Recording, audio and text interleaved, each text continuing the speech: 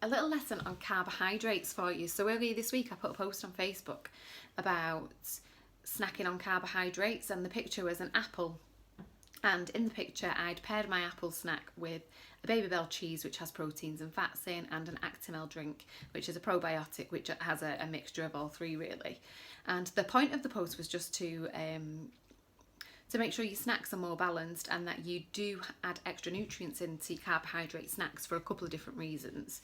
And one of the comments that I received was somebody saying that they didn't realise that fruit was a carbohydrate. And did that make them stupid? Now, it obviously doesn't make you stupid, but there is just a lot of misinformation and misunderstandings out there as to, are carbohydrates good or bad? What's a carbohydrate and why is it good or bad, and how do you know whether you're choosing the right ones? So I thought I'd do a little video just to help you out, give you some answers to those questions.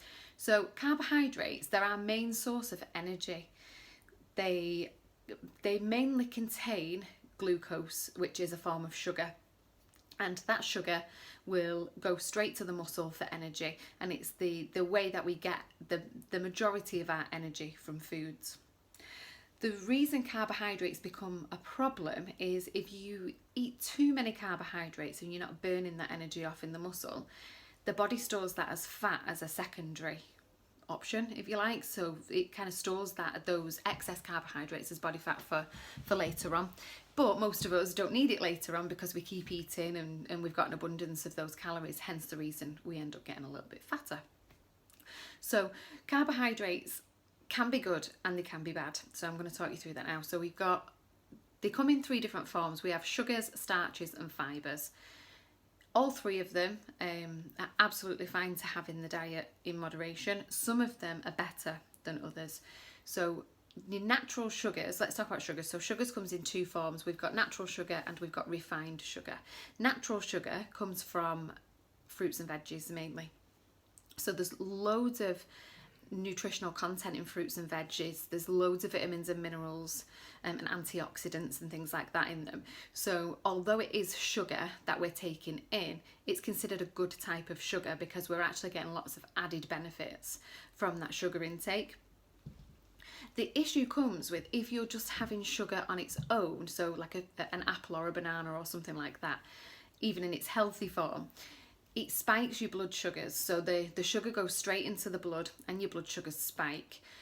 Then your insulin is, a response is triggered from your insulin levels from your pancreas to produce insulin, and it's the insulin that actually carries that sugar through to various locations. So it'll carry it through to the muscle, it'll carry it through to the liver, and it'll carry it through to the fat stores. So if you're eating carbohydrates, ideally you want that spike of blood sugar to be as little as possible, so then you don't need to produce as much insulin, you're less likely to deposit in fat cells, and you're less likely to wear your insulin resistance down over time and end up with things like diabetes, etc. So in a nutshell, sugar is fine. It's just the amount of sugar that we're having and the types that we're having. So your natural sugars, which are found in fruits and veggies, absolutely fine. They're really, really good for you, loads of added vitamins and minerals. If you can pair your veggies and your fruit up with some form of fats and some form of proteins when you're eating your snacks or your meals, even if you're veggie or vegan, try and have protein sources with them. It'll just slow that spike of insulin down and that spike of blood sugar down.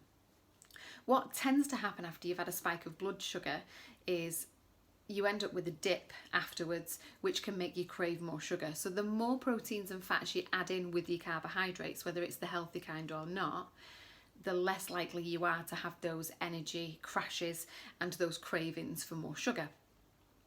Now, your other types of carbohydrates, aside from your sugars, are starches. So starches are things like pastas, rices, potatoes and things like that. So they're still sugar, they still release into your system, and they still require an insulin response.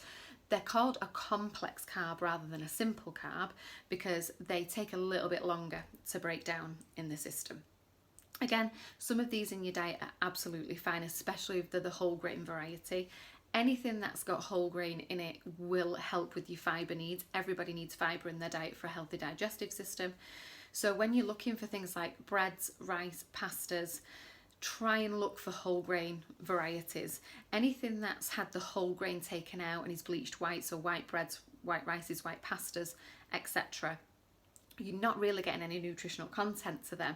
You're getting the spike in sugar, you're getting the spike in insulin, you're getting the crashes afterwards, but getting no vitamins, no minerals, no added nutrition from that. So just be careful which types that you're buying. So we have sugars and starches, which we've been through. We went through simple sugar, natural sugar. The opposing sugar to natural sugar, which I didn't touch on before, is refined sugar. This is where we're stitching ourselves up. It's in cereals, it's in chocolate, in sweets, cakes, cookies, all kinds of weird and wonderful foods that seem appealing to us when we're in the snack aisle, but they're really, really bad for you. They contain no nutrition whatsoever. They give you huge spikes in blood sugar because the sugar content's really high, and huge crashes, and you're then more likely to have a sugar craving afterwards. When you get sugar cravings, try and ask yourself, what did you last eat, and did you eat something that was carbohydrate on its own? If you did, chances are that's what's caused this next sugar craving. What you will find is if you pair your proteins and your fats. So when I say proteins and fats, I mean things like yogurt, cheese, milk, eggs, fish, meat, etc. If you can add that to your fruits and your veggies and have it at a similar time, nuts as well are another great example, you should find that your energy levels are more stable, that you don't have the same sugar cravings, that you feel fuller for longer, etc. So we've got sugars, we've got starches, all of them are absolutely fine in the diet. Just be careful that you're not picking refined sugar, which is all the crap, junky confectionery food, and that you're not picking starches that are white or white flour based, because they've had all of the nutrition taken out and crap kind of put back in some instances, especially with things like cakes and things that are made with white flour. Just not good for you at all. You get an abundance of calories and absolutely zero nutrition, so you keep craving because your body's crying out for nutrients, and you just keep feeding it with emptiness. That is just piling calories on.